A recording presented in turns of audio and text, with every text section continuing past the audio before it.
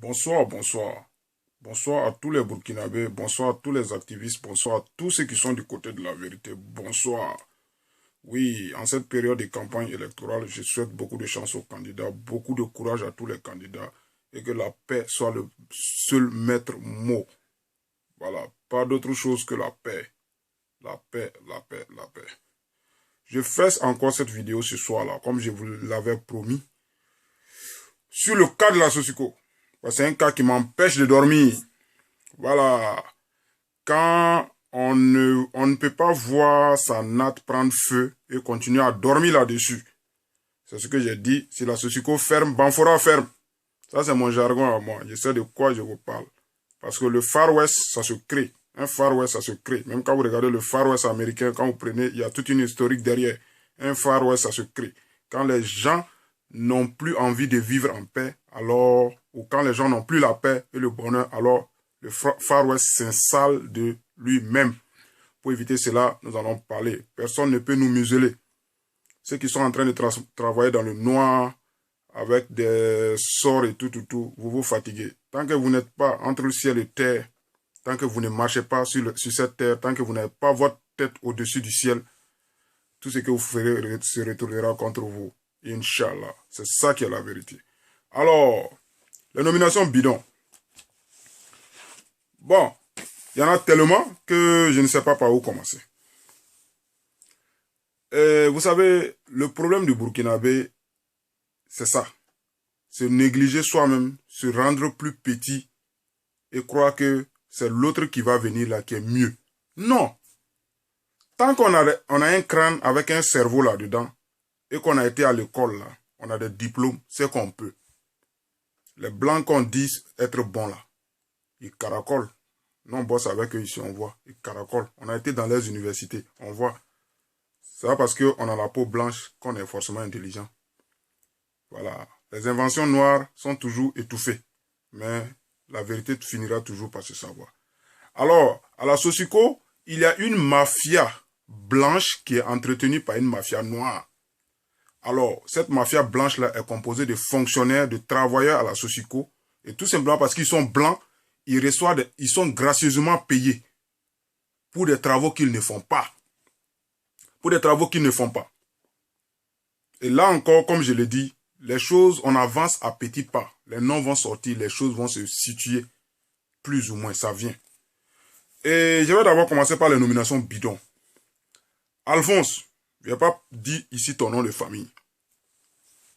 Bon, je sais que ta nomination est une nomination bidon. Tu devrais avoir honte et puis démissionner. Voilà, c'est comme ça.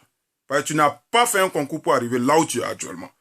Tu n'as pas les mérites. Il y a des gens plus gradés que toi qui pouvaient occuper ce poste. Ça, c'est d'abord un petit avertissement avant que je ne me talasse sur toi.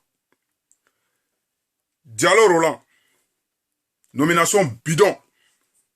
Ouais, tu es l'homme de main de Djangeneba et de Mamadi Sano. C'est ce que je t'ai dit, nul ne peut servir 2 maîtres. Soit tu sers la Sosiko par patriotisme, toi tu sers Djangeneba, soit tu disparais. Parce que j'ai toujours dit, cette histoire de Sosiko finira tôt ou tard à créer une révolution. Blaise avait sous-estimé le peuple burkinabé depuis le 15 octobre 1987. Il pensait qu'il était confortablement assis. Mais il s'est fourré le doigt dans l'œil. Alors je vous dis la même chose. Et les populations de Banfora, moi ici Gouin, je ne cache pas ma gouinité. Nous savons être très patients. Très patients avec les gens. Nous ne sommes pas racistes, mais nous savons être très patients. Regardez dans les villages Gouin, les noms des villages Gouin. Vous allez comprendre que c'est un peuple difficile, un peuple hospitalier, un peuple accueillant, mais qui sait être aussi sévère, qui sait punir. Demandez aux Blancs, il va vous dire. Demandez aux colons. Ils savent pourquoi ils ont appelé certains villages Boda Djougou. Ils savent. Je ne vais pas rentrer dans l'historique du pays Gouin. Il y a assez de livres là-dessus. Roland Diallo, tu pourras lire. Et pour te dire aussi, j'ai un côté peul. Donc là, je suis comme toi plus ou moins. Donc, faut arrêter ça. Faut arrêter ça. Les nominations, les courbettes, les lèche-bottes, allez rabaisser ta culotte pour donner à Djangeneba là. Pense au pays d'abord. Ne pense pas à Djangeneba. Ce vieux grincheux. ce monsieur qui voulait mourir avec Blaise Compaoré, c'est un hypocrite. Moi, je croyais qu'il même il allait arrêter tout. Il faut que les opérateurs économiques de la région, les fils de Banfora, se lèvent aussi par patriotisme pour montrer que sans Djanginba, la vie peut avancer. Mais Djanginba n'est pas éternel sur cette terre, c'est pas un baobab. Tôt ou tard, il va tomber. Il va tomber comme nous tous. Chacun de nous a son cercueil qui porte à l'épaule. Nous sommes mortels. Nous allons tous mourir. Voilà. Donc, un jour, on parlera de nous au passé. Ok. Je viens encore vers mon cher ami Panthiori. Voilà un nom, comme je dis, qui sont très jolis. Mais l'individu est mauvais. Il est foncièrement mauvais. Il est comme un pitois. C'est-à-dire, son simple odeur peut vous faire étouffer. Panthiori, la Sosiko n'est pas une entreprise familiale. Tu ne peux pas continuer à classer tes filles avec le concours de Nyanou Salamatou, la DRH. Vous ne pouvez pas prendre la Sosiko en otage. La Sosiko n'est pas ta maison. La Sosiko n'est pas ton champ. Même dans ton champ, il y a des choses que tu ne peux pas faire. Voilà. Donc, c'est ce qui a été dit là. Ça ne peut pas continuer comme ça. Voilà. Tu ne peux pas ramasser toute ta maison, mettre à la Sosiko. Ton fils là, Abdraman là, ton fils qui est chef de régulation là, il a quel niveau? Il a étudié ça où? Il a quel diplôme? Arrêtez ça. Arrêtez ça. Ça, c'est mauvais. C'est de la chienlit. Panthiori, moi, tôt ou tard, il va venir à Banfora un jour. Il va vous voir, il va vous dire ce qu'il vous dit comme ça vis-à-vis. Vous êtes mauvais. Il va tenir des conférences. Il va tenir des conférences sur ce cas-là. Il dit la Sosiko ne peut pas mourir. On ne peut pas accepter ça. On va plus nous dire de nous taire. Il n'y a pas possible. Il n'y en a pas. On va parler. Oui. En plus de ton fils là, il n'a pas plus de niveau que Sommet. Ou bien Sommet parce que ça sonne Dagara. Mais Dagara sont nos parents à plaisanterie. Si Sommet est plus intelligent que ton fils, c'est pas sa faute. Et puis les Dagara par nature sont intelligents. Ça, il faut qu'on le dise. Ils sont intelligents. Moi, je le reconnais. Ils sont intelligents. Oui. Et ex-caissière Tanou qui devient brusquement chef du personnel. Parce qu'elle a la protégée de la DRH. Et tout ça sous l'œil complice du DG.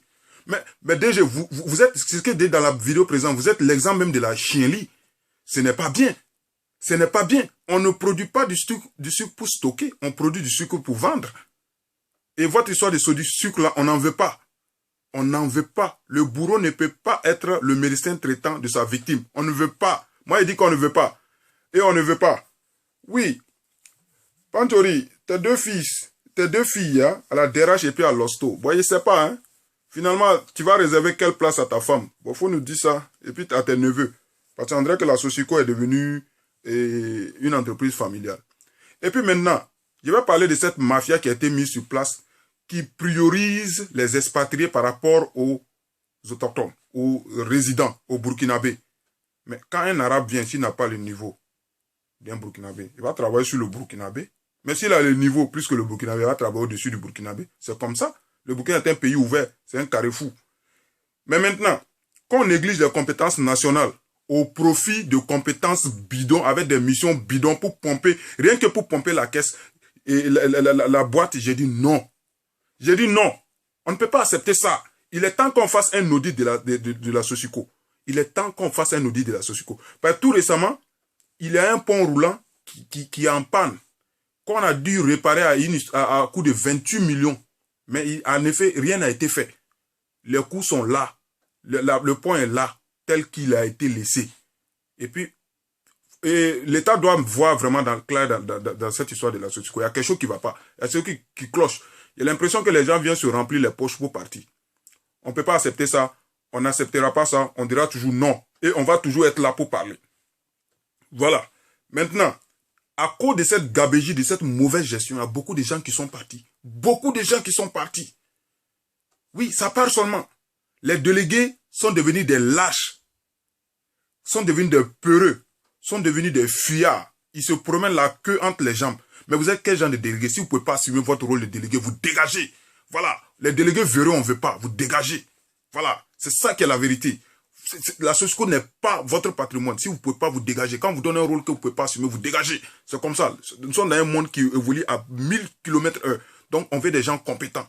On ne veut pas des gens qui vont aller dormir là-bas, transformer la Sosiko en une boîte, en un bordel, en une boîte de fourre-tout. Non, non, non. Politique et travail ne sont pas liés. La Sosiko n'est pas le siège de la CDP, du CDP, ni le prolongement du CDP. Voilà. Donc, Et c'est ce que je disais. Et puis, comment une structure aussi comme la Sosiko n'a pas de cantine? Oui, la Sosiko n'a pas de cantine. Non seulement la Sosiko ne respecte pas le cahier des charges pour réaliser des infrastructures, et c'est pas tout. Elle n'a même pas de cantine. Une grande boîte comme ça qui n'a pas de cantine. Mais soyons sérieux. Soyons sérieux. Une boîte comme ça qui n'a pas de cantine. Et quand vous allez voir les logements des travailleurs des nationaux, c'est de la pocherie. C'est de la pocherie. Moi, je ne raconte pas des histoires. Faites le tour des réalisations des locaux qui sont déjà en place et vous allez faire la comparaison avec les locaux dans lesquels les expatriés dorment. C'est là que vous allez comprendre que le Burkinabé ne s'aime pas. Le Burkinabé n'aime pas son frère. Il n'aimera jamais son frère. Il crie partout seulement, oui, le peuple, le peuple. En fait, c'est quand ça l'arrange qu'il crie le peuple là. Quand il peut soutirer quelque chose, quand il y a quelque chose qui rentre dans sa poche là, il crie peuple. Sinon, le Burkinabé là, vraiment changeons de mentalité. Changeons de mentalité. Il va falloir qu'on s'assume, qu'on commence à s'aimer d'abord. C'est à ce prix là qu'on va avancer. Regardez deux blancs. Quand deux blancs quittent leur pays, ils vont ailleurs. Même s'ils ne se connaissent pas, qu'ils soient belges ou allemands. Quand le belge a un problème, l'allemand est là. Quand l'allemand a un problème, le belge est là. C'est ça. On dit s'aimer là. Mais nous là, on s'aime pas. On s'aime pas du tout, on est mauvais. On est mauvais. Mais c'est pas normal. C'est pas normal que les gens dorment dans des maisons qui ressemblent à des pocheries. Parce que tout simplement, la politique est venue diviser les gens. Je vais m'arrêter ce soir à ces quelques points-là. Au fil du temps, je vais encore aller plus en profondeur. Ne vous inquiétez pas. Je suis assis sur toute une mine d'informations. Voilà. Il est temps que l'État prenne ses responsabilités.